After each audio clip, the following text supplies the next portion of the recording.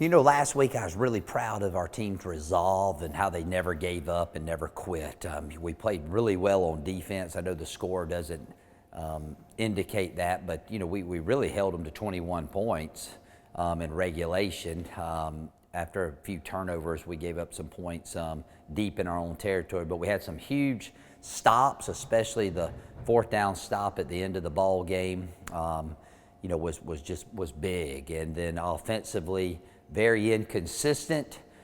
Caught fire at the end of regulation with A.J. Toney's great catch and run to tie the ball game up, and then you know, kudos to our offensive line. You know, we're able to run the ball very effectively in overtime.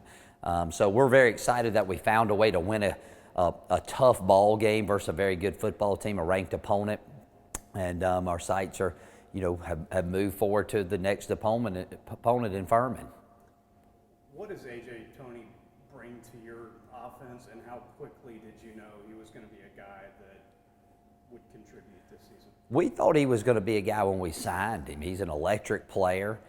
You know, if he'd been a couple inches taller, he wouldn't be at Samford. But he's a really good player, made some big plays Saturday for us. But again, he's just a freshman. He's still learning. He's learning the system, learning how to play the way we want him to play. And he's getting better each and every week. And last week we were very fortunate that we were able to get the ball in his hands at a crucial moment, and he made a big play for us. What's the status on quarterback? Well, you know, right now we're planning on playing both of them. You know, I've said it all along. You know, I thought we got two good quarterbacks. You know, we hadn't decided which one will go in first, but you know, Chris did get a little hurt there at the latter part of the game, and he was ineffective due to his injury. So we put Liam in. He had a rough start, interception and a fumble, but then played really well. So we expect both of them to play. Expect both of them to be 100%. You know, it's only Thursday, but you know, unless something changes between now and Saturday, we expect both of those guys to be able to play. How happy were you for Liam to kind of to be able to, you know, rebound? You know, I gotta imagine it's tough to lose a job the way that they get, but then to be able to, you know, stay engaged enough and to be ready, you know, for these moments. Sure, you know, him and I and Coach Callaway, we've had a lot of talks with him about how, you know, he's got to continue to work hard, because at some point the law of averages say we're going to need you again, and it didn't start well for him, but it finished well for him. So hopefully the way he led us to victory in overtime and at the end of regulation will give him a lot of confidence, because, you know, not that he's played great, but he hasn't really played that bad. He's had some bad luck. And then Chris has just come in and played really well. So hopefully he'll have a lot of confidence, and then hopefully Chris will be 100%, because, you know, as we know, his game is throwing and running, and when we limited him to one or the other, he's just not quite as effective.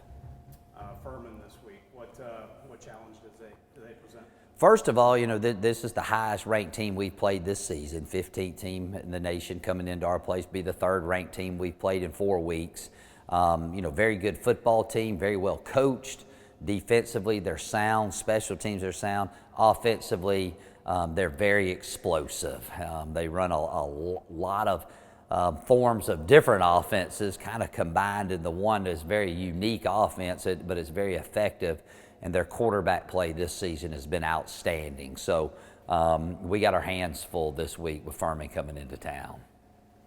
Can it maybe throw you off a little bit to play a team like the Citadel, you know, that does something kind of unlike anybody else really does on your schedule, and then to, you know, to get back into it with a team that can throw it around a little bit? Well, Furman, the, you know, big thing is they run a little wing tee. They run the option. I mean, you'll see them line up and look like the Citadel at times, and then they can throw the ball really well. So I think that's the unique thing about our conference, is each week everybody has a different style of play, and you know, but at the end of the day, it comes down to you know, doing your assignments well, blocking and tackling, and hopefully we'll get a little bit better in all those areas this week. But yes, it is challenging week to week in this league to be a defensive coordinator, because of the variations of offense that you see week to week.